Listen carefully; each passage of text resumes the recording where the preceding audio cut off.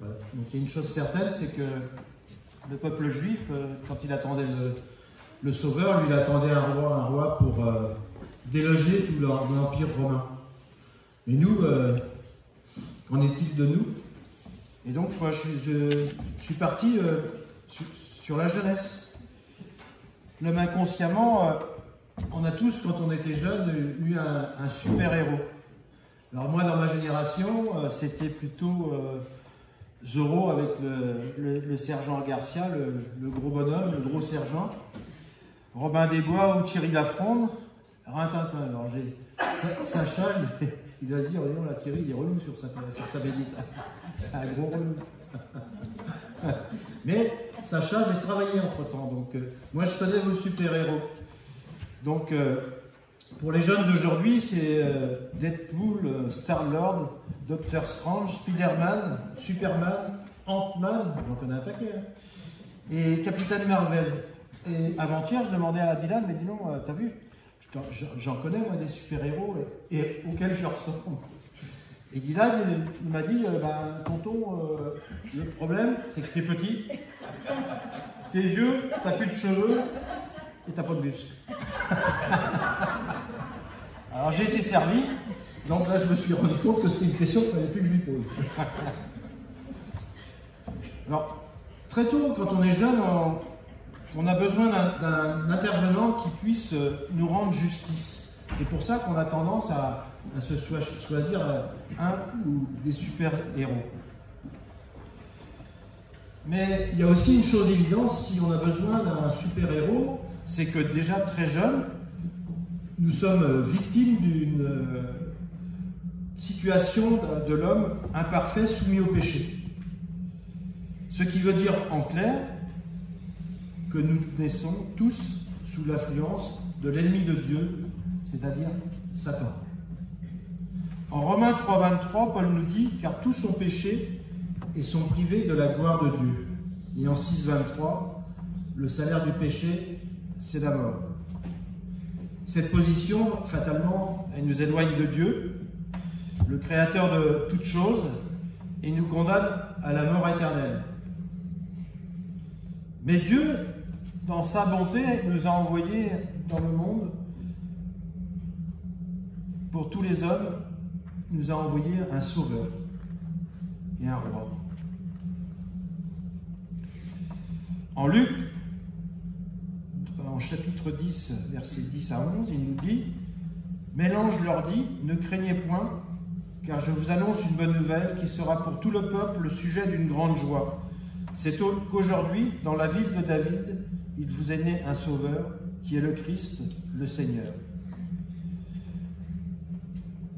Ce qui est intéressant, c'est qu'à cette annonce, le sauveur, il n'est pas né de l'imaginaire d'un homme, comme on peut le voir tout à l'heure avec les super-héros, mais il est même de Dieu.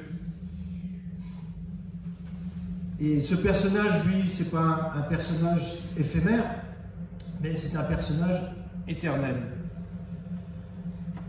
Donc ce sauveur n'est pas un super-héros, mais le roi des rois, le Seigneur des seigneurs. Et il est dit en Apocalypse 19.1, il avait sur son vêtement et sur sa cuisse un nom écrit, le roi des rois et Seigneur des seigneurs. Le Fils de Dieu est venu non pour juger le monde, mais pour sauver. C'est écrit en Jean 12.47. Souvent, nous avons besoin d'un sauveteur quand nous sommes dans une situation de danger extrême. Et c'est souvent au péril de sa vie que le sauveteur intervient. C'est ce que Jésus a fait pour nous. Sur la croix, par sa mort, il nous a arrachés au présent siècle et à ce monde de ténèbres, et ce présent siècle mauvais. Il nous propose le salut par grâce, et lui, il nous le propose pour l'éternité. La grâce signifie le pardon de nos péchés, quels qu'ils soient, après avoir accepté Jésus comme sauveur. En Jean 18.37, Pilate lui dit « Tu es donc roi ?» Jésus répondit « Tu le dis, je suis roi. Je suis né et je suis venu dans le monde pour rendre témoignage à la vérité. Quiconque est de la vérité, écoute ma voix.